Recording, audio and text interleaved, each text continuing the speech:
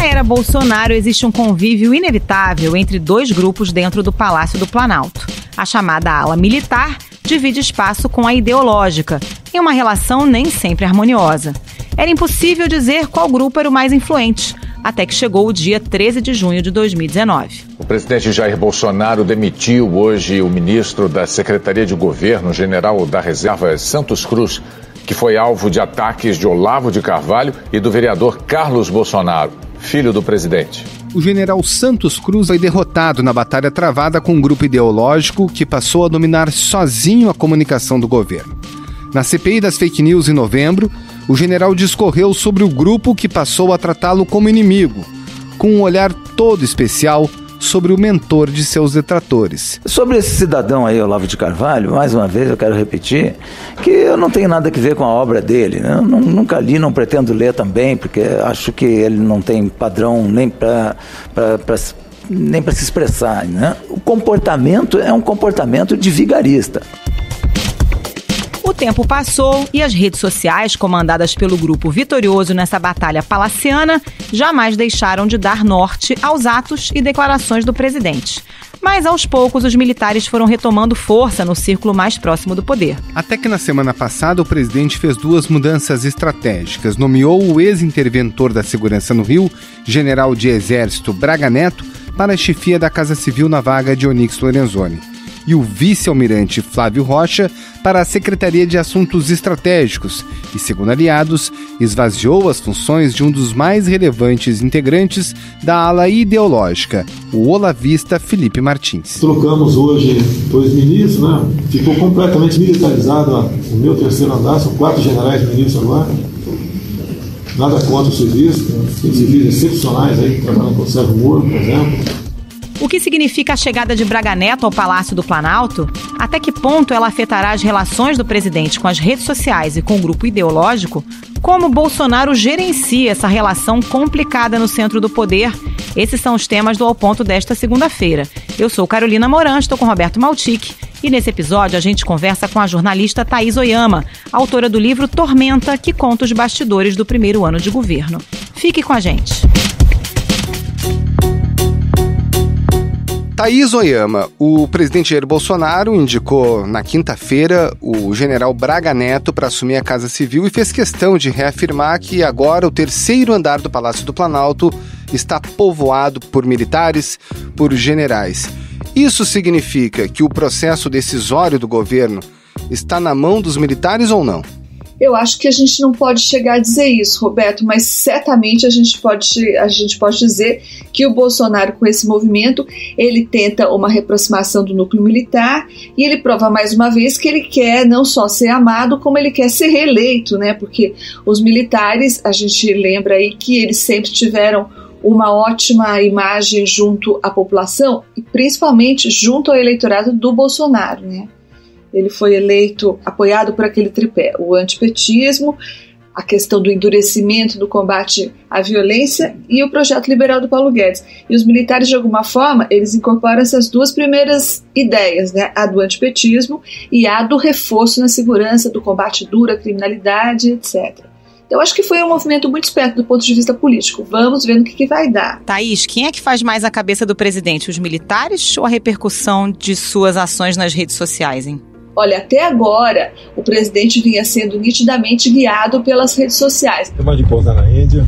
Eu faço um apelo, o pessoal do Brasil te acompanha o que acontece, né? Apesar da internet no avião ser muito fraca. É impressionante como as pessoas escrevem coisas da cabeça, assim, sem qualquer fonte, sem qualquer origem, e parte de forma agressiva nos comentários. Calma, pessoal. O povo da Argentina tratou o Macri de forma semelhante. Olha quem voltou para lá, a turma da Kirchner, a turma da Dilma, do Lula, a turma do Folha de São Paulo. Tem muita gente melhor do que eu, tem milhões de pessoas melhores do que eu. Agora, o momento, até acabar nosso mandato em 22, nós temos que trabalhar com um só objetivo. Eu não sei se uma coisa exclui a outra, na verdade. Se o fato de os militares agora terem mais poder vai tirar poder dessa turma das redes sociais. Mas eu acho que foi um bom movimento do presidente, porque os militares, como eu disse, têm algumas qualidades que faltam para esse governo, na minha opinião. Vamos lá, organização, planejamento, comedimento, isso tudo é da natureza do treinamento militar, né? E a gente não tem visto isso com grande frequência no governo. Qual é o prestígio, a força do general Braga Neto junto ao núcleo mais próximo do presidente? Então, o general Braga Neto, ele tem esse respeito porque ele foi o comandante lá da intervenção e a tarefa foi muito bem avaliada. Entre os militares avaliou-se que a tarefa foi muito bem cumprida e ele é um oficial da ativa. Agora, ele não tem proximidade, ele não é amigo do presidente Bolsonaro, né? Inclusive, o presidente Bolsonaro fez ele passar por alguns constrangimentos aí na época da intervenção, criticando em alguns pontos. Entendo que a população está assustada e merece alguma coisa. Defendemos a intervenção, sim, mas não dessa forma, feita nos porões do Palácio do Planalto, longe dos integrantes das Forças Armadas e longe da cúpula da Polícia Militar e Civil do Rio de Janeiro. Isso tudo me cheira mais um remendo apenas. E nós queremos algo sério. A insegurança no Rio de Janeiro tem que ser combatida com energia, ou, se for o caso, com mais violência ainda. E, obviamente, com excludente de licitude para o nosso operador da lei. Então, eles não têm assim, uma relação íntima. O general Braga Neto é amigo, é próximo do general Heleno. Eu acho que a gente vai ainda ter tempo para avaliar qual que é o resultado disso, mas, a meu ver, eu discordo, sabe, dessa história, Roberto, de que falam que a militarização do palácio, a tutela militar sobre os civis. Eu sou otimista e eu quero crer que eles vão dar uma arrumada lá em algumas coisas que estavam muito mal postas. Olha, eu sei que ninguém fala depois do presidente, mas eu já pedi... Não falava. Não, eu vou pedir porque, já que valeu a antiguidade aqui, o Mourão já disse que o presidente foi bicho dele, Mourão foi meu cadete, então aqui a gente se acerta. E aí tem uma figura singular, que é o general Augusto Heleno, que ao mesmo tempo que é um militar muito graduado, que traz um prestígio muito grande do Exército, ele também tem um componente ideológico forte. Qual é o papel dele? É um papel singular, Roberto. Inclusive, aquela informação que vocês publicaram, eu pude confirmar. O general Heleno tinha sido convidado para ocupar a Casa Civil antes do general Braga Neto. E ele, general Heleno, recusou. Então, isso mostra que ele continua muito próximo do Bolsonaro e detém a influência lá que já foi muito maior, mas agora continua de alguma forma, uma vez que o Bolsonaro pensou nele, de fato, para a Casa Civil.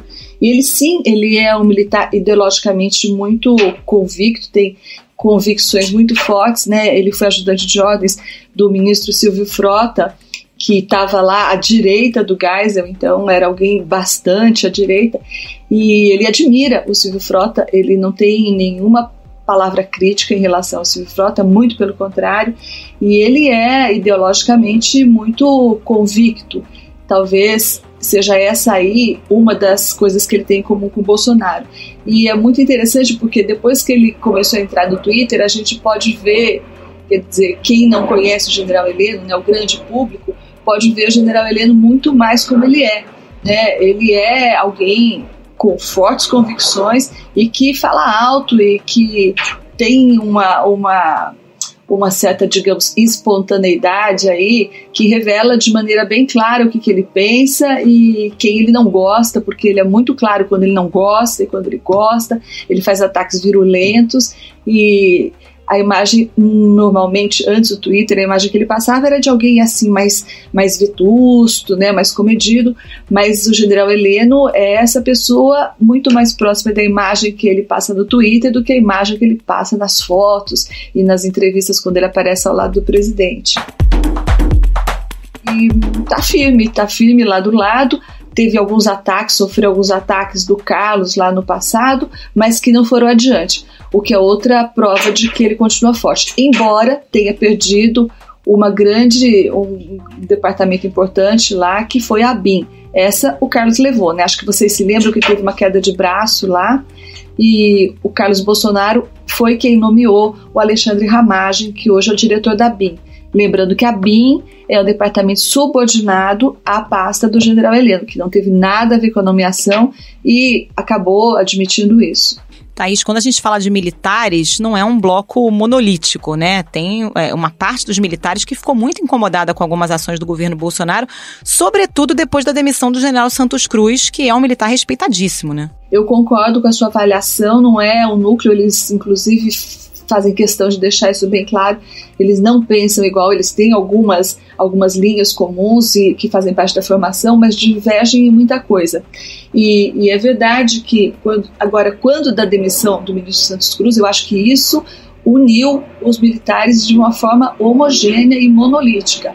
Hoje ele dá palestras, inclusive batizou um documento que muda, de certa forma, a doutrina utilizada pela ONU até então, a doutrina seguida pela ONU até então. O relatório, inclusive, foi batizado com o nome dele, Santos Cruz, relatório Santos Cruz. Então, ele é um militar, embora não tenha chegado a general 4 estrelas, ele é um militar muitíssimo respeitado. E a demissão dele, de fato, abalou lá, não diria a confiança, mas abalou o ânimo dos generais, né? E eu acho que isso aconteceu de forma unânime, aí não teve divisão, não. Todos os generais ficaram muito magoados com a forma como o ministro Santos Cruz foi tratado pelo presidente Bolsonaro. Qualquer ataque, ele nunca é agradável. Agora, em relação aos familiares do presidente da República, o presidente da República, eu não vou falar de filho do presidente da República como ministro e nem como cidadão, mas só que eu acho uma coisa, como eu falei, eu acho completamente deselegante e falta de educação, ataque pessoal. Agora parece um momento em que essas feridas estão sendo curadas e esse movimento do presidente é uma reaproximação. Talvez isso vá ficar para trás, mas é uma ferida que não se cura totalmente, né? Foi realmente um momento de cisão lá na relação.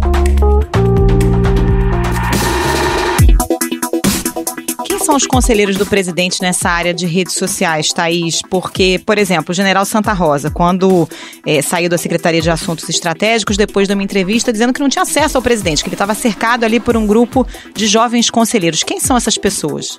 Essas pessoas ficam no terceiro andar e elas são lideradas, digamos assim, pelo assessor de assuntos internacionais, que é o Felipe Martins, né? Que é uma pessoa bem jovem, então ele é que coordena esse grupo, que é formado por aquele Técio e Matheus. Esses meninos Técio e Matheus, eles foram muito ativos lá na campanha. Eles que criaram aquele site de muito apelo e muita penetração, chamado Bolsonaro Opressor. Eles que criaram a palavra, o grito de guerra mito. Então, o Bolsonaro ainda tem muito apego a esse passado aí, em que ele foi descoberto, digamos assim, né, pelas pessoas. E atribui muito a eles, todos eles, aliás, esses três são muito ligados ao Carlos Bolsonaro. Então, o núcleo é Carlos Bolsonaro por fora, né, na paralela, e dentro do Palácio, Felipe Martins. Então, esse é basicamente o núcleo das redes sociais. É não à toa que o filho Carlos Bolsonaro passou a trabalhar muito mais sobre as ações do governo nos últimos tempos. Certamente isso faz parte da estratégia, né? O Carlos continua sendo uma voz muito poderosa agora dos bastidores, mas felizmente ele parou de vocalizar os próprios pensamentos, as próprias opiniões. Eu acho que inclusive isso se deu porque ela perdeu relevância, né, Roberto? De alguma forma, quando ele falava, tuitava, postava alguma coisa lá no primeiro semestre, principalmente do ano passado, aquilo dava uma sacudida nos alicerces do governo, né? E de fato chegou a promover transformações, como demissões de ministros importantes. Mas eu fui vendo que progressivamente isso começou a perder importância. As pessoas foram vendo que, assim como o Olavo de Carvalho, tem personagens lá que falam muito alto, mas que não se deve levar muito a sério, né? A importância do Carlos está muito mais nos bastidores lá, de como ele administra esse pessoal das redes, que está sempre muito ligado a ele, do que propriamente pelo que ele, pessoa física, sai falando aí pelas redes. Como é que o presidente acompanha as redes sociais? Ele mesmo entra no Twitter, acompanha, ou ele recebe uma espécie de clipping diário, tem alguém que monitora? Como é que isso acontece? São duas entradas, dois inputs que ele tem, né? De manhã tem aquele café da manhã no Palácio do Planalto, em que vão lá pouquíssimos convidados e fica uma coisa meio desorganizada, mas é o momento em que eles relatam, o Técio, o Matheus, por exemplo, relatam a repercussão que teve nas mídias sociais, alguns posts ou ações do presidente no dia anterior. Esse café da manhã costuma participar, além dos meninos das redes sociais, também o deputado Hélio Lopes, também o general Heleno, o major Francisco, agora ministro.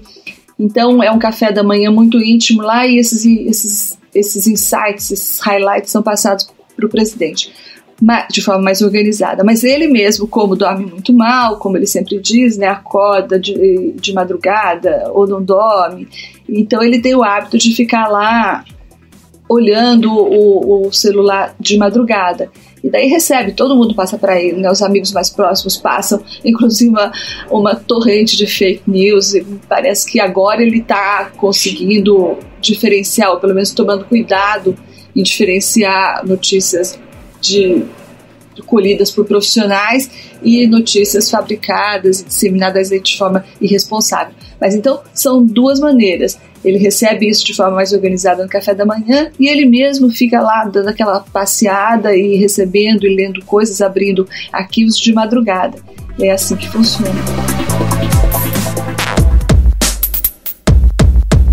Parece que o presidente claramente ele vai a público, traz uma série de ideias, depois recolhe sentimentos da rede e após toma sua decisão. Como é que funciona isso? Ele usa as redes como um balão de ensaio, né, Roberto? E isso tem funcionado para ele como uma bússola, na verdade. Então, eles têm monitoramentos diários lá que são levados para o presidente e fica muito claro num levantamento que a agência Abates fez para o livro que eu escrevi, o que é que agrega mais seguidores para o presidente.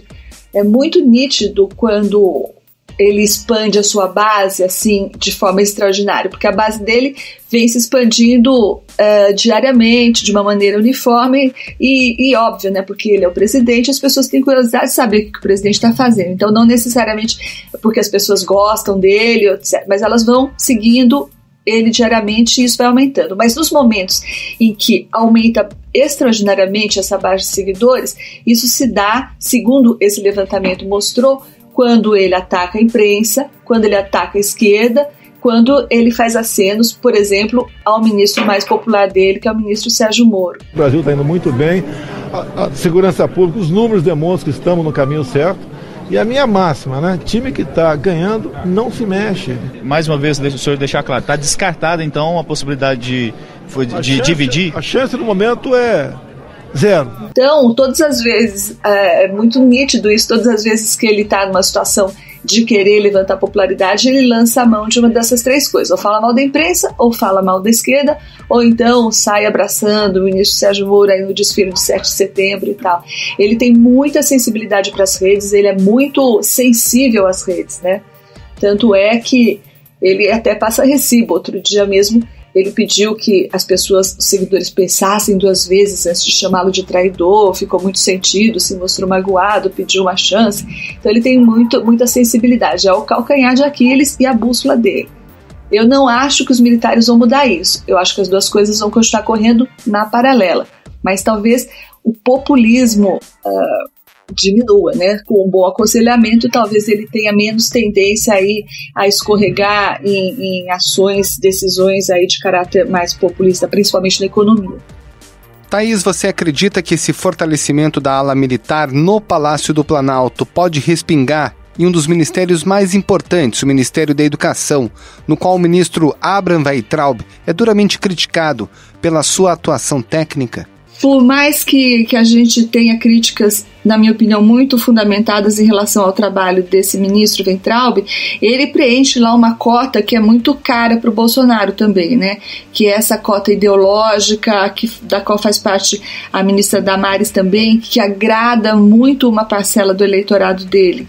Então, ele já teve aí mais fraco, já teve quase caindo, e eu acho que as críticas que inclusive nós da imprensa fazemos, acabam ajudando ele a se fortalecer, porque o presidente Bolsonaro ele tem essa queda de braço, né, e às vezes mantém a pessoa para não dizer que deu o braço a torcer.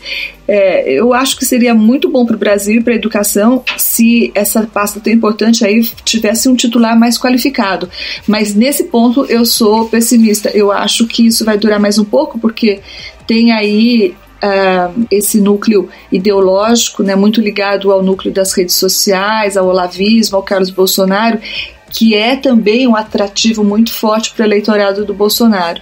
Então talvez a ideia, me parece, é que ele esteja querendo equilibrar lá algum comedimento, alguma organização, resultados que serão trazidos aí pelo núcleo militar, que tende a dar mais soluções e causar menos confusões, e uma jogada para a plateia que ele vai continuar fazendo aí junto com esses ministros mais ideológicos, mais coruscantes, né, que falam mais alto, que gritam nas redes, que fazem sucesso com o público evangélico e com o público mais conservador aí, que também foi muito importante para a eleição dele. Thaís Oyama, muito obrigada pela participação. Até a próxima. Valeu, muito obrigado. Muito obrigada a vocês. Foi um prazer falar com os ouvintes. Esse foi o Ao Ponto de hoje, o podcast diário da redação do Globo. Nessa conversa a gente conta com a participação de toda a equipe do jornal, as mesmas pessoas que levam até você informação e análise de qualidade todos os dias. Quer saber mais? Assine o Globo. Acesse assineoglobo.com.br e confira todas as notícias e reportagens especiais. Captação do áudio e a edição hoje ficaram por conta do João Guilherme Lacerda. Tchau. Até mais.